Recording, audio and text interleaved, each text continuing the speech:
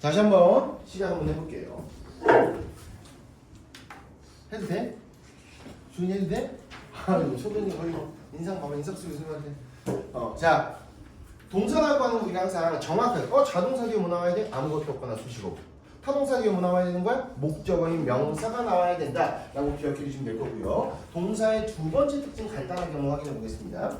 동사의 두 번째 특징은 뭐냐면요, 바로 뭐냐면은 자동사와 타동사라고 하는 것의 구별법이에요.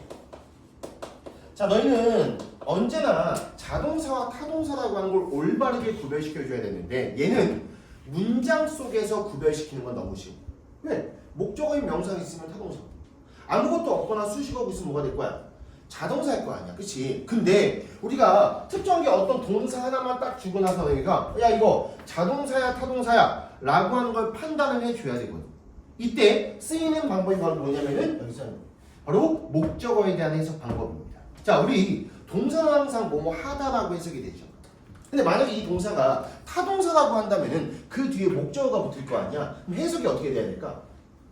무엇을 아니 뭔 소리야? 무엇을 뭐뭐 하다라고 하는 해석이 되겠지. 뭐 어려운 거 아닌데 이건 국어적으로, 그치? 맞아요? 자, 그럼 봐보자. 만약에 너희가 이렇게 해석이 되는 거야. 무엇을 뭐뭐 하다라고 하는 게 올바르게 됐어. 그럼 얘는 이 동사가 자동사임을 얘기하는 거야? 타동사임을 얘기하는 거야? 얘가 바로 타동사임을 얘기해 주는 거죠. 예를 들어서 설득하다. 무엇을 누구누구를 설득하다. 말 되는데 말 되니까 설득하다 뭐가 되는 거야? 타동사가 되는 겁니다. 자, 이번엔 나타나다 한번 해볼까요? 무엇을 나타나다. 말 되는데 말이 안 됩니다. 말이 안 된다는 건 뭘 얘기하는 거냐? 문법적으로 그 뒤에는 목적어인 명사가 쓰일 수 없다라고 하는 걸 얘기하겠지. 그럼 이때 이렇게 되는 거야. 만약에 무엇을 뭐뭐 하다라고 했는데 얘가 말이 안 되는 거지. 그럼 이걸 우리는 뭐라고 부르는 거야? 자동사라고 부르게 됩니다. 그리고 보통 자동사는요, 요렇게 하면은 해석이 어색하지만 뭐뭐에, 뭐뭐로, 뭐뭐에 대해, 뭐뭐하다. 특히나 요 두 가지. 뭐뭐에, 뭐뭐로, 뭐뭐하다. 뭐뭐에, 뭐뭐로, 뭐뭐하다가 이렇게 말이 된단 말이야. 요런 게 자동사의 특징이거든. 특히나 이때 뭐뭐에, 뭐뭐로 라고 하는 에나 로 같은 표현은요, 다 영어의 전치사의 표현입니다. 그리고 너희들 중학교 때부터 배웠겠지만 영어에서 전치사라고 하는 건 혼자 쓰일 수가 없고 항상 그 뒤에 뭐가 나와야 돼? 명사가 나와야 돼. 그리고 전치사와 명사는 언제나 묶여서 무슨 역할을 하는 거야? 수식, 어구의 역할을 합니다. 예를 들어서 봐봐, 나타나다인데 얘는 어디에서 나타나다. 그럼 이 동사 뒤에는 뭐가 붙는다는 얘기야? 수식, 어구가 붙는다는 얘기니 얘는 뭐가 되는 거야? 자동사가 된다라고 판단할 수 있게 됩니다. 이해가요? 중요합니다. 이게 선생님 이게 뭐 되게 중요한가요? 존나 미친 듯이 중요해요. 최상위권 문제에서 나옵니다. 최상위권 문제에서 나오는 거야. 알겠지? 너희 선생님 내가 수업할 때 되게 그냥 문법 수업할 때 편하게 수업하잖아. 어렵지 않게. 나는 그런 거 따지지 않는다니까. 쉬운 거부터 안 해 그냥. 설명만 쉬울 뿐입니다. 알겠죠? 이걸 완벽하게 기억해 놓으면 실제 문제도 쉬워져. 정확하게 기억해놔요. 알겠지? 자, 이번에는 세 번째 특징 한번 봐볼게요. 이 세 번째 특징, 미친듯이 중요하죠. 바로 뭐냐면요, 영어에서 수동태라고 하는 동사의 표현법, 이걸 이렇게 하지 않고, 이렇게 쓸게 차라리. 표현법이라고 한번 써보죠. 자, 영어에서 우리가 동사라고 하는 걸 표현하는 방법은 항상 두 가지의 방법이 존재하고요. 필기하지 마. 굳이 왜 필기하면 저 시간 수업을 못 듣니? 찍으면 되잖아. 굳이 지금 필기해야 돼? 필기할 필요 없다니까. 역시 필기하는 놈들 딱 봐봐. 하위권이지. 나하고 대화하는 거야, 문법은. 아이도 필기하고 있잖아, 지금. 자, 첫 번째, 뭐가 있냐면요. 능동태라고 하는 표현법이 있습니다. 두 번째는 수동태라고 라고 하는 표현법이 있어. 너무나 많이 들어봤을 거 아니야. 그때 제일 중요한 건 우리가 수동태거든요. 자, 항상 기억해. 얘가 언제나 기준이야. 능동태가 기준 아니야. 수동태가 기준이야. 무슨 얘기냐? 수동태가 아닌 모든 표현 방식은 다 뭐가 된다? 능동태가 되는 거야. 능동태가 아닌 게 수동태가 아니고 수동태가 아닌 모든 동사 표현은 뭐가 된다? 능동태가 된다. 얘가 기준이야. 이해하죠? 그리고 나서 선생님하고 문법 공부할 때는요. 문법 용어 정확하게 표현해야 돼. 내가 태자를 붙였다라고 하는 건 동사 얘기하는 거야. 나중에 선생님이 태자를 뺐어. 능동이라고 얘기했어. 얘는 뭘 얘기하는 거야? 동사가 아닌 다른 무언가 얘기하는 거야. 자, 이런 것들에 대해서 너희가 명확하게 기억을 해두셔야 돼요. 뭐 굳이 그러니 뭘 필게 뭐 있어 지금 다 해주고 있는데 선생님이. 자, 그 다음 거 가볼게요. 자, 수동태가 기준이라고 했어. 자, 수동태는요 정확하게 내가 이거는 선생님 근데 내가 지금 20년 동안 강사하고 있거든. 할 때마다 씨발 여기 나와. 내가 정확하게 외우라고 해도 단 한 번도 정확하게 외우지 않는 개새끼들이 존재합니다. 바로 뭐냐면요 수동태라고 하는 거야. 제발 수동태라고 하는 거 정확하게 기억해놔야 돼. 수동태는 비동사하고 그 다음에 ed나 혹은 pp라고 하는 이 두 가지가 동시에 존재해야지만 수동태예요. 다시 한번 둘 중에 한 개라도 빠졌어. 그럼 얘는 무조건 뭐가 돼? 수동태가 아니니까 뭐가 되는 거야? 능동태가 되는 거야. 어려운 게 하나도 아니거든. 야, 이거는 내가 3살짜리한테 가르칠 수 있어. 야, 요거 2개 있어야지 수동태야. 수동태 아니면 능동태야. 그냥 요거 뭐야? 능동태잖아. 근데 딴 개소리를 짓거린단 말이야. 다시 한번 수동태는 언제나 이 두 가지가 다 존재해야 돼. 얘가? 그럼 우리는 능동태라고 하는 거 정의는요. 뭐 정의할 게 뭐 있어. 이렇게 하면 되는 거지. 수동태가 아닌 모든 동사 표현을 우리는 다 뭐라고 한다? 능동태라고 얘기하게 되는 거예요. 소르는 알겠니? 소르는 지금부터 얘기 한번 해봐. 능동태야 수동태야? 그치? 뭐가 없어? 준서야 뭐야 이거? 뭐가 없어 지금? 어? 목적어가 없다 갑자기? 3살짜리도 안다니까. 자, 다시 한번 준서가 얘기해봐. 수동태는 뭐하고 뭐가 다 있어야 돼?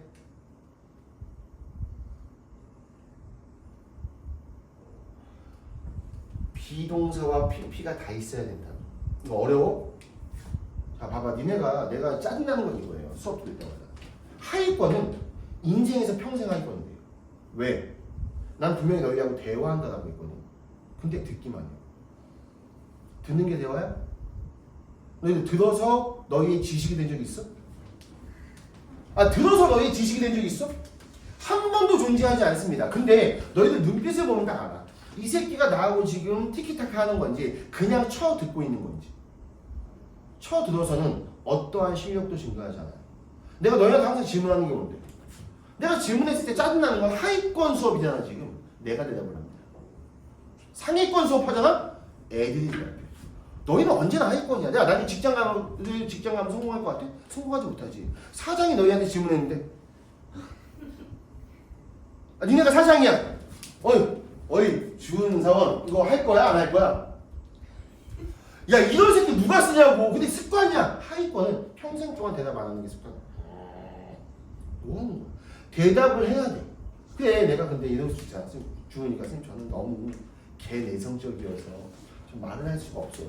그럼 눈빛으로라도 대화해야 될 거 아니야. 눈빛 보면 안다고. 자 다시 한번. 여긴 뭐가 없어. 얘는 있어. 뭐가 없어. 비동사가 없지. 뭐가 돼야 돼? 능동태가 돼야 돼. 이해 갔어요? 자 그럼 얘는 자동사야 타동사야? 공부하다지. 그럼 무엇을 공부하다 돼야 안 돼? 되지. 근데 어디에서 공부하다가 안 되니? 이것도 말 될 것 같은데? 나 독서실에서 공부하고 있어. 말 돼 안 돼? 말 돼. 얘는 자동사인데 타동사인데.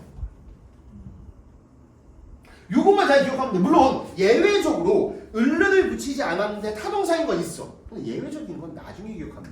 일반적인 거 먼저 다 공부하고 하면 됩니다. 그죠? 자, 엄청나게 중요해. 선생님이 내가 이 수동태 때문에 내 머리가 빠지는 거야.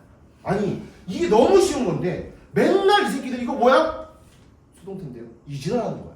그럼 애들 수동태와 수동은 달라 완전히. 알겠지? 기억을 해주셔야 됩니다. 자, 이번에는 자 수동태에서 이제 엄청나게 중요한 걸 지금 수업합니다. 자, 영어에서 수동태라고 하는 요 놈 있잖아요. 비동사 플러스 PP. 요 새끼는 항상 기억해. 얘는 언제나 자동사 취급을 해줍니다. 자동사 취급을 해준다는 얘기는 자동사와 문법적인 형태를 똑같이 여겨주면 된다라고 하는 걸 얘기하는 거야. 자동사의 문법적인 건 뭐가 됩니까? 자동사 뒤에는 뭐가 나와야 돼? 이게 어렵나? 어려워? 아무것도 없거나 수식어고 요거 외우는 게 힘든? 아무것도 없거나 수식어가 나와야 될 거 아니야? 근데 애들 수동태 뒤에도 뭐 나와야 돼? 아무것도 없거나 수식어고 나와야 돼. 맞아요? 자, 봐보자. 능동태라고 하는 건 항상 그게 뭐 나와야 돼? 일반적으로 목적어인 명사. 내가 일반적이라고 했지.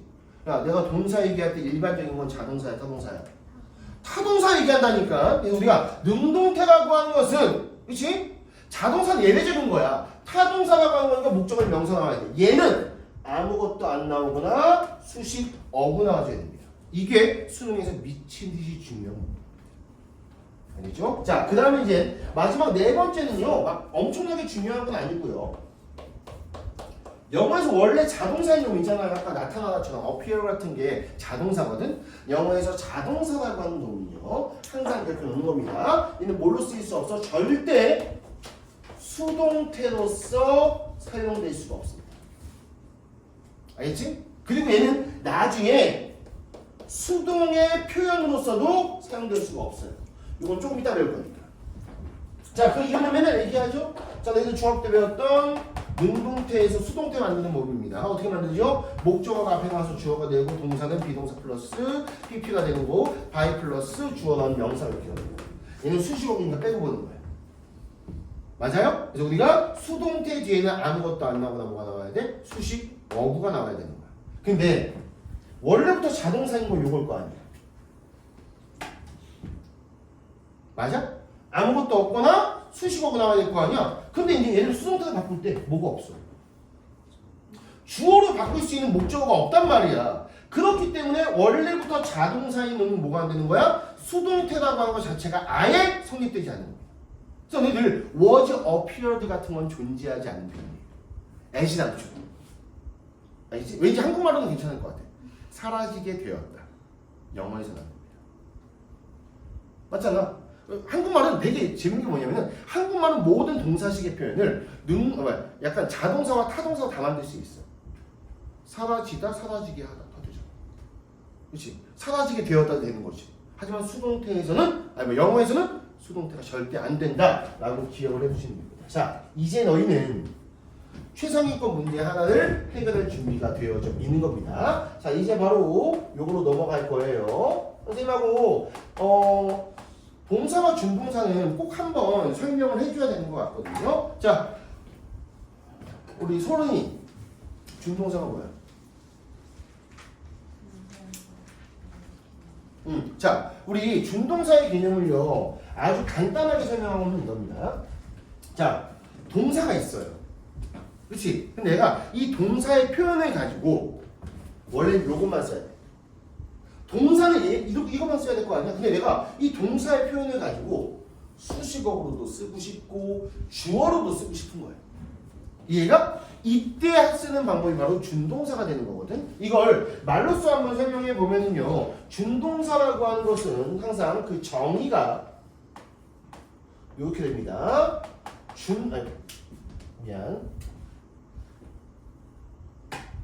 바로 동사라고 하는 얘의 형태를 일단 변화시킵니다. 그리고 형태를 변화시키는 방법은 총 두 가지가 되는 거예요. 앞에다가 뭘 붙이는 경우가 있냐면요, to를 붙이는 경우가 있습니다. 아니면은 뒤에다가 뭘 붙이는 거야? ing를 붙여줍니다. 이게 동사에다가 to를 붙이거나 ing 붙이잖아? 이때부터 정말 중요한 거. 얘는 더 이상 절대 동사가 될 수 없어. 동사의 형태에다가 이걸 붙이는 순간 무조건 동사는 안 됩니다. 알겠죠? 일단 그거 기억해 놓고 동사의 형태를 변화시켜서 문장 속에서 명사나 형용사나 아니면은 부사로서 이용하는 것을 우리는 뭐라고 하는 거야? 준동사라고 얘기합니다.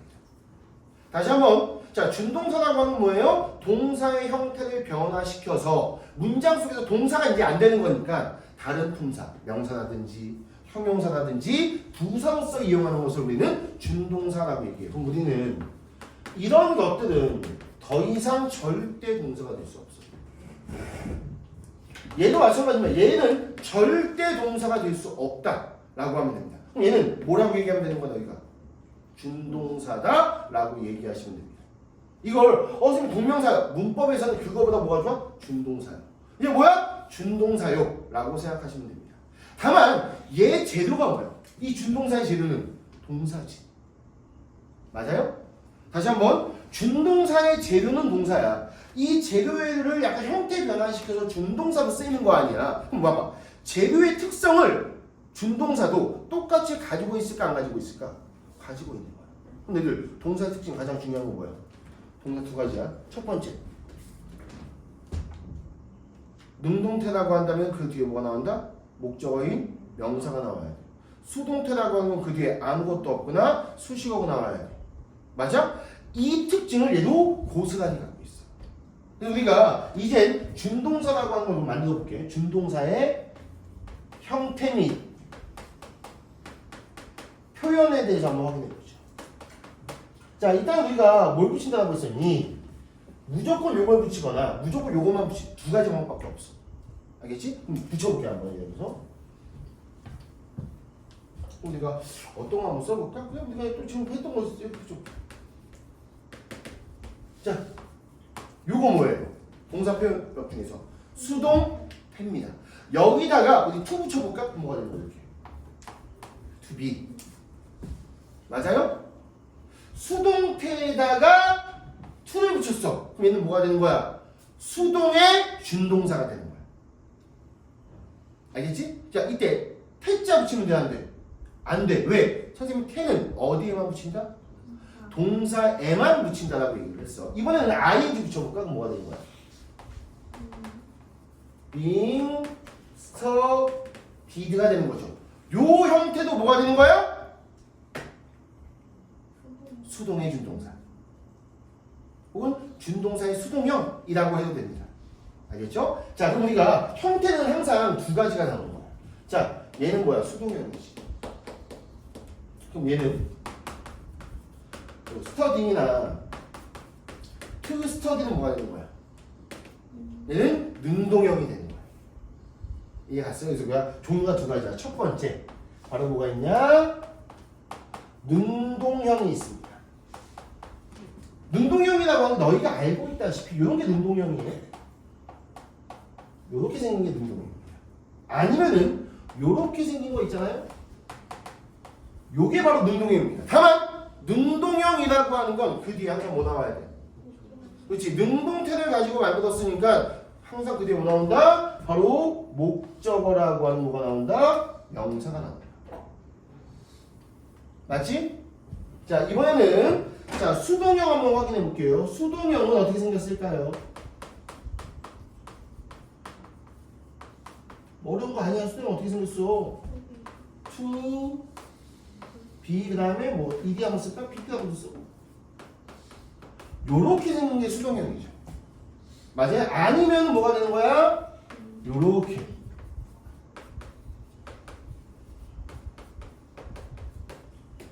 맞나요? 근데 영어에서는요 to, be와 being을 별로 안 좋아해. 별로 안 좋아해서 얘를 생략시킬 수 있거든. 그래서 얘나 얘가 생략됐다라고 하면은 그냥 뭐가 나와도 얘가 나와도 뭐가 될 수 있다? 수동형의 준동사가 될 수가 있는 겁니다. 됐어요? 수동형의 준동사는 총 3가지 종류가 존재하는 거예요. 이해 갔습니까? 자, 이게 바로 우리가 준동사라고 하는 건데, 자, 수동형 준동사는 그 뒤에 뭐 넣으면 될까? 아무것도 없거나 수식어고. 자, 봐봐. 너희는 지금 대답을 안 한 사람이 있단 말이야. 너희는 평생 할 거야. 내가 얘기했잖아. 선생님은 내가 문법 공부 몇 번 했을 것 같아? 태어나서? 단 한 번. 한 번으로 영어 강사하는 거야. 왜? 문법은 바뀌니? 아니, 문법이라고 하냐. 봐. 영어 지문은 바뀔 거 아니야. 계속해서. 근데 영어 문법은 어때? 안 바뀐단 말이야. 선생님은 너희하고 똑같아. 너희 나이 때 문법을 완성시킨 사람. 어렵지 않잖아. 그리고 한 번만. 다만 선생님은 외울 때 정확하게 외워. 그래야지 헷갈림이 없으니까. 봐봐. 수동태는 어떻게 생각하냐? 무조건 B하고 PP가 같이 있어야 돼. 수동태는 자동사 취급하기 때문에 그 뒤에는 아무것도 없거나 수식어. 이걸 가지고 준동사 만들었어. 그럼 수동형의 준동사가 될 거 아니야? 수동형의 준동사라고 하는 것도 뭐가 돼야 돼? 그 뒤에 아무것도 없거나 수식어. 얼마나 편해. 근데 너희는 대답을 안 하는 습관을 갖고 있는 거야. 듣기만 한 거니까 여기서 헷갈림이 오는 거지.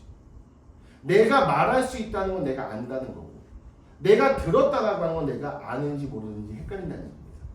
알겠죠? 그래서 이렇게까지가 바로 준동사라고 하는 거예요. 설명이 이해됐습니까? 자, 그럼 이제는 수능에서 가장 대표적인 문법 문제 하나는 너희는 100% 맞출 수가 있어. 바로 자, 봐보자. 동사와 준동사의 구별 문제가 수능 문법 문제 중에서 50% 차지합니다. 막말로 너희가 요거 2개만 잘 기억해놔도 모의고사나 수능에서 2번 중에 1번은 정답을 맞춰낼 수 있다라고 하는 걸 의미합니다. 알겠죠? 자, 지금부터 바로 동사와 준동사에 대한 구별 문제에 대해서 설명을 한번 해보도록 하죠. 근데 이런 질문이 먼저 떠오를 수 있어요. 선생님, 근데 왜 하필이면 동사하고 준동사를 구별시키는 문제가 나올까요? 내가 항상 얘기했잖아. 너희들 우리 수능 문제에서 복양이 바인딩이 된다는 건 뭘 의미했었지? 헷갈림이 존재한다는 거. 공통점과 차이점을 갖고 있는 두 대상은 항상 헷갈림이 존재하기 때문에 우리가 시험 문제 나올 가능성이 높다고 했단 말이야. 자, 봐봐. 동사를 가지고 만든 게 준동사야. 맞아? 이 2개는 공통점도 있지만 모두 존재해. 차이점도 존재한단 말이야. 그럼 당연히 출제자의 의도도 헷갈림이 존재하는 이 2가지를 언제나 구별 문제로 낼 수밖에 없다라고 하는 거죠. 근데 재밌는 거는 항상 요 동사와 준동사 구별 문제 나오잖아? 항상 3점이 붙어 있어. 너무 쉽거든? 근데 웬만하면 3점이 붙어 있는 경우가 많습니다. 왜냐면은 대부분의 아이들이 이걸 몰라. 근데 이거 몰라, 준동사. 야, 나하고 수업하면서 예를 들어 준동사를 처음 듣는 아이들도 있대. 우리 혹시 가영이 준동사 들어봤니? 들어봤어. 훌륭한 선생님 만났어. 우영이 들어봤어? 못 들어봤을 거란 말이야. 왜? 준동사 설명하지 않고 선생님들도 모르니까 뭐라고 얘기하는 거야? 그냥 투부정사, 그냥 동명사, 그냥 분사는 많이 얘기하는 거야. 근데 얘는 준동사의 하위 개념이야. 야, 하위 개념부터 배워야 돼? 상위 개념부터 배워야 돼?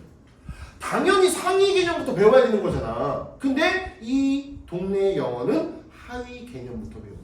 왜? 선생도 모르니까. 이런 거 찍히면 안 되는데. 이런 거 찍히면은 명예훼손 같은 걸로. 근데 어쩔 수가 없어. 나 선생님 되게 솔직한 사람이니까. 초등부나 중학교 강사들이 인서울 나왔을 것 같아? 안 나왔습니다. 다 전문대졸이에요. 영어 수능에서 1등 맞을 것 같아? 초중 강사들이? 아니, 4등 못 등급이야. 그러니까 알 리가 있나. 그러니까 이상하게 배우는 거야. 근데 우리가 초중에서도 막 국제중 준비반, 뭐 특목고 준비반에 있는 초중학원은 날릴 거 아니야. 근데 이 동네는 그런 학원이 없잖아. 그래서 문제가 되는 거야. 어쨌든 간에 이런 거 좀 나중에 제끼고. 자, 올바르게 배우면 되게 쉽습니다. 자, 지금부터 동사, 준동사의 문제를 배우기 전에 앞서서 간단한 퀴즈. 한 문장 속에서 동사는 몇 번 나오는 게 원칙일까? 한 번 손 들어봐, 한 번. 그럼 26번 손 들어봐. 한 번이 정답이네. 자, 기억해놔. 무조건 한 번이야. 이때도 정확하게 기억해놔야 돼. 연결사와 접속사가 존재하지 않는다면 무조건 몇 번만? 한 번만요. 자, 내가 이거 엄청 중요한 거예요. 다시 한번. 한 문장 속에서 동사는 연결사와 접속사가 없다면 한 번. 요건 적어놨는데 연결사와 접속사가 없다면 한 번입니다. 연결사와 접속사가 있다면 두 번 이상 나올 수 있습니다만 그게 없다면 한 번만이 원칙입니다. 자, 이번엔 준동사 얘기해 볼게요. 준동사는 몇 번 나와야 돼? 정해진 게 없어요.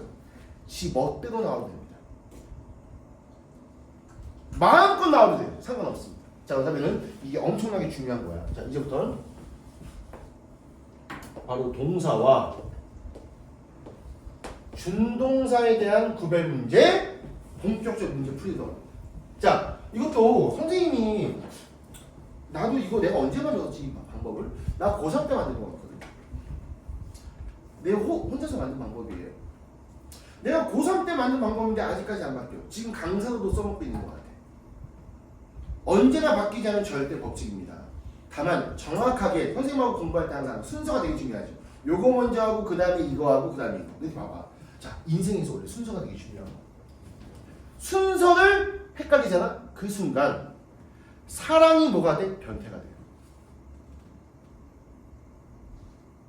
친절함이 양아치가 될 수 있어. 봐봐, 너희 봐봐. 내가 어떤 여자를 좋아한단 말이야. 순서가 바뀌었어. 뽀뽀 먼저 해. 야, 어디? 야, 아니 뭐냐 말 걸고 사귀고 난 다음에 손도 잡고 그다음에 뽀뽀하면 괜찮잖아.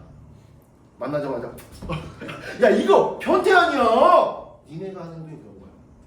니네가 항상 순서가 되게 중요한데 이 순서를 망각하는 경우가 있어. 그러다 보니까 어떤 경우는 성공할 때가 있고 어떤 경우는 실패할 때가 존재하거든. 근데 순서만 정확하게 지켜야 절대 이 문제는 틀릴 가망성이 0%입니다. 그렇죠? 자, 지금부터 한번 시작해 봅니다. 자, 우리가 동사와 준동사에 대한 구별 문제를 먼저 파악하는 방법은 간단해요. 동사에 밑쳐 있잖아. 무조건 준동사하고 구별 문제. 준동사에 밑쳐 있잖아. 무조건 동사하고의 구별 문제입니다. 그렇게 먼저 기억해 두시고요. 자, 가장 첫 번째 스텝입니다. 스텝 1이라고 할까? 스텝 1.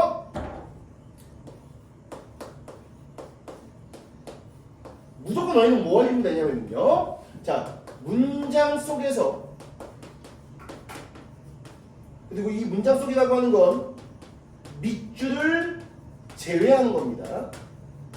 아마 여기에 밑줄져 있으면 요걸 제외하고요. 여기에 밑줄져 있으면 이걸 제외한 문장 속에서 바로 동사의 유 그리고 무라고 하는 걸 파악해 주시면 돼요.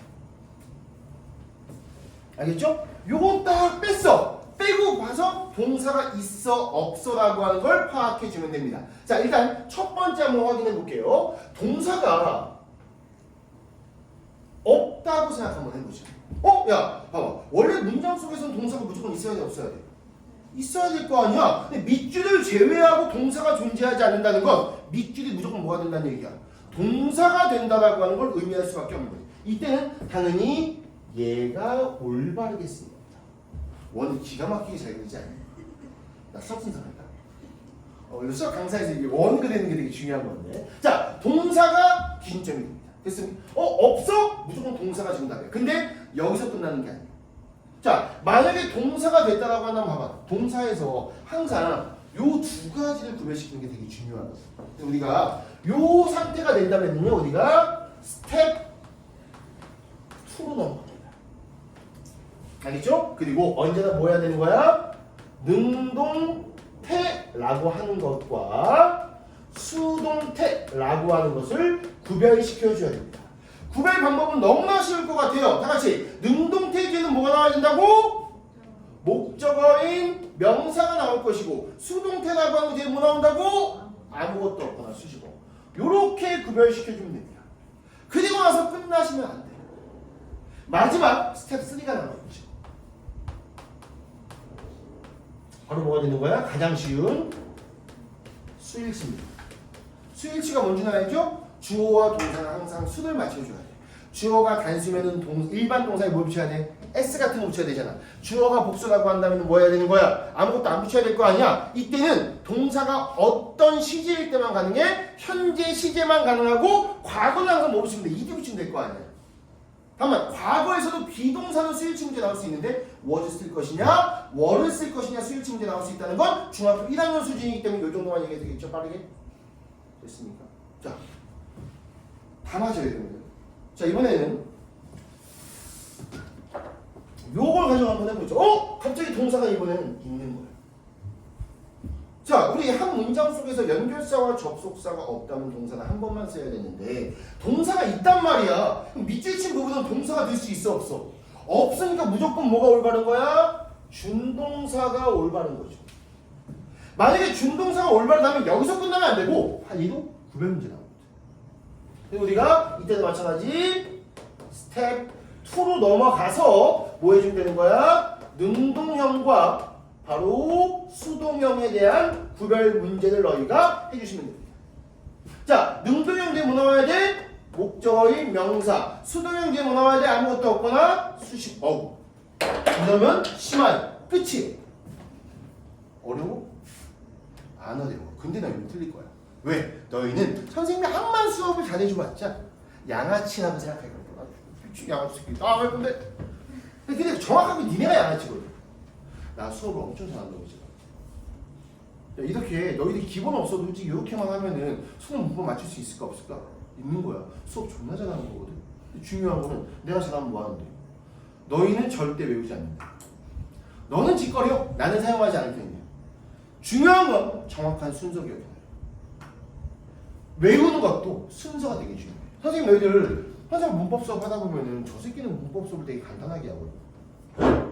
쉽게 한단 말이야. 근데 왜 그렇게 하는 건지 알아? 정확한 순서대로 수업하기 때문에. 이것도 순서가 헷갈리잖아? 문법 수업은 어마어마하게 복잡해집니다. 너희들 솔직히 여지껏 영문법 수업 계속 들어봤을 거 아니야. 마스터했어? 마스터 못했잖아. 왠지 영문법 때문에 영어 공부하기 싫어하는 애가 대부분이란 말이지. 원래 되게 쉬운 거야. 됐습니까? 일단 요거 하나 기억하면 되고 이때 추가적으로 요것만 하고서 이제 넘어갈 거야. 질문 속으로. 우리 문장 구조 속에서 필수적인 요소가 이거였죠. 얘입니다. 맞아요? 자, 필수적인 요소가 있다라고 하는 건 문장이 완성됐다는 것과 같은 의미예요. 예를 들어서 우리가 주어와 동사가 있어. 근데 자동사야. 그럼 이 순간 문장은 뭐가 된 거야? 완성이 된 겁니다. 우리가 이런 걸 문법적으로 뭐라고 얘기하냐면요, 문장이 뭐가 되어졌다? 완료가 되어졌다라고 얘기합니다. 이해 갔죠? 이번에는 주어 다음에 동사가 나왔는데 이 동사가 타동사야. 그럼 뭐까지 있어야 돼? 목적어인 명사까지 있어야지만 얘가 뭐가 된 거야? 문장이 완료가 되어졌다 라고 기억해 주시면 돼요. 근데 만약에 타동사가 나왔는데 목적어가 없어. 이 문장은 완전한 거야, 불완전한 거야? 불완전한 거 아니야. 얘가 이렇게 나왔어. 얘는 불완전한 문장. 이렇게 나왔어. 뭐가 돼? 얘도 불완전한 문장입니다. 알겠죠? 불완전한 문장도 완전한 문장도 자타동사의 차이에 따라서 달라질 수 있는 거야. 자동사라고 한다면 그 순간 완전, 타동사라고 한다면 그 뒤에 목적어까지 있어야지만 완전이 된다 라고 기억을 해주시면 돼요. 됐냐? 지긋지긋해요. 지긋지긋합니다. 자, 이젠 3번으로 넘어가 봅니다. 29-3번이에요. 보기형 3번. 아주 확 싸대기를 그냥 확 난리 확. 자, 들어오. 어디에 밑줄 쳐 있어? 대답해. 대답 안 하고 보지만 맞죠? 동사에 밑줄 쳐 있다. 뭐하고의 구별 문제? 준동사하고의 구별 문제. 스텝 1. 뭐 해야 돼요? 요거 말고 밑줄 친 부분 제외하고 문장 속에서 동사가 있는지 없는지 봐야 될 거 아니야. 그럼 문장 맨 앞으로 가야 될 거 아니야. 그럼 우리 문장 맨 앞에 보니까 일단은 자, 대시라고 하는 게 보입니다. For instance, it turned out that이라고 하는 게 보이죠? 된 밑줄. 자, 요 대신에 우리가 접속사 대시라고 부르는 대시입니다. 그리고 나중에 다시 한번 배우겠지만 접속사 대시는요 그 뒤에 완성된 문장이 나와줘야 돼요. 자 앞에 봐요. 완성된 문장이 나와준다는 건 보통 우리가 완전한 문장이 나와준다고 보통 얘기하네. 완전한 문장이 나온다는 건 그 안에서 무조건 주어 동사는 또 있어야만 함을 의미하는 거지. 이해가요? 그럼 우리 that부터 또 다시 한번 확인해 볼게요. 주어 표시 한번 해볼까? 자, psychoanalyst라고 하는 attempt까지가 주어네요. 심리 분석가의 시도라고 하는 게 주어입니다. 자, 그 다음 봐. 얘들. 주어 다음에 원래는 바로 뒤에 뭐 나와야 돼? 동사 나와야 되지. 근데 만약에 주어 다음에 동사가 안 나왔어. 그러면 뭐가 껴있다는 걸 의미해. 문장 구조에 의하면 무조건 수식 어구가 껴있다는 걸 의미하는 거지. 그리고 이 수식 어구의 범위는 주어 바로 뒤에부터 어디 앞에까지야? 진짜 동사 앞에까지가 됩니다. 요 말도 이해가요? 자, 우리 일단은 너희들 이거 보자마자 주어가 어템트잖아. 맞아요? 근데 그 뒤에 이렇게 쓰였어. 야, 투가 동사냐 이거? 동사야? 동사 아니지? 무조건 이렇게 시작해야지. 가로쳐야지. 수식어고 시작할 거 아니야. 그리고 이거 말고 동사가 있는지 없는지 찾아봐야 되는 거야. 근데 일단 어디까지냐면요. mistakes까지 가로쳐. mistakes까지 가로쳐. 그 다음 거 잘 봐보세요. 그 다음에 뭐가 나왔냐면요. 여기 to 위치가 나와 있습니다. 맞아요, 너희들. 위치라고 하는 거 뭐라고 부르죠? 관계 대명사라고 부른단 말이야, 너희들. 이것도 너희들 고3이니까. 설명하시면. 야, 관계 대명사잖아. 관계 대명사 속에도 뭐가 있어야 돼? 동사는 한 번 있어야 되는 거 맞아? 근데 혹시 관계 대명사 뒤에 완전이야, 불완전이야? 불완전이야. 불완전은 주어가 없든지 목적어가 없든지 둘 중에 하나는 없어야 돼. 다만 무조건 뭐는 있어야 돼. 동사는 하나 있어야 되는 거야. 그럼 이때 관계 대명사에 포함되어지는 동사는 뭐가 될까요? 그치? 당연히 아가 되겠죠. 맞아요? 얘는 동사 아니다. 그럼 또 수식어가 길어질 거 아니야. 왜? 관계 대명사 수식어고야. 어디까지? 바로 Q어까지입니다. 다 수식어고예요. 맞나요? 이젠 자 봐. 선생님 이걸 해볼게. 너희들 이 문법 문제는 천천히 풀어도 괜찮은 거야. 주어 다음에 이렇게 딱 보니까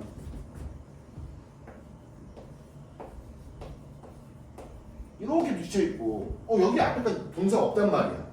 여기서 끝내면 안 돼. 뒤에도 확인해봐야 되는 거야. 알겠지? 뒤에도 확인해봐. 동사처럼 생긴 거 있어? 없지? 없잖아. 그럼 뭐가 동사인데? 얘가 동사일 거 아니야. 맞아요? 그럼 얘가 동사입니다. 그럼 일단은 요게 될 거 아니야. 이게 뭐 해줘야 돼? 능동태와 수동태라고 하는 걸 구별시켜 줘야 된단 말이야. 근데 너희가 이걸 올바르게 풀지 않았어도 정답은 3번이야. 왜? 예를 들어서 들어온 뜻이 뭔데? 이끌다잖아. 야, 이끌다 자동사야 타동사야? 아니 내가 어렵지 않은 수업인데 야 을을 붙여보라니까. 무엇을 이끌다 말 돼 안 돼? 말 돼. 근데 무슨 동사야? 타동사지. 타동사 뒤에는 뭐가 있어야 돼? 목적어인 명사 있어야 되는 거 맞아요? 자 지금 내가 어렵게 수업하는 거야? 아니지. 자 목적어인 명사 있어 없어? 없잖아. 이거 능동태도 쓰여야 돼 수동태도 쓰여야 돼. 얘가 안 되니까 뭘로 써야 되는 거야? 수동태도 써야 될 거 아니야? 그럼 정답 몇 번이야? 3번이야. 물론 잘못된 겁니다. 물론 잘못된 거예요. 그럼에도 불구하고 너희는 정답을 무조건 3번으로 갔어요. 지아나? 맞았니? 무조건 이렇게 가야 된다니까. 왜 잘못된 거냐? 들어온이라고 하는 수거는 따는 거거든. 그러니까 들어오와 들어오는 다른 동사야. 들어오는 이끌다지. 들어온이라고 하는 건 활용하다, 이용하다라는 뜻이에요. 이거 자체가 그냥 하나의 동사야. 근데 얘를 잘못 알았어도 정답 몇 번이야? 3번이야. 올바르게만 풀었으면. 근데 얘를 올바르게 안다라고 해도 봐봐. 활용하다.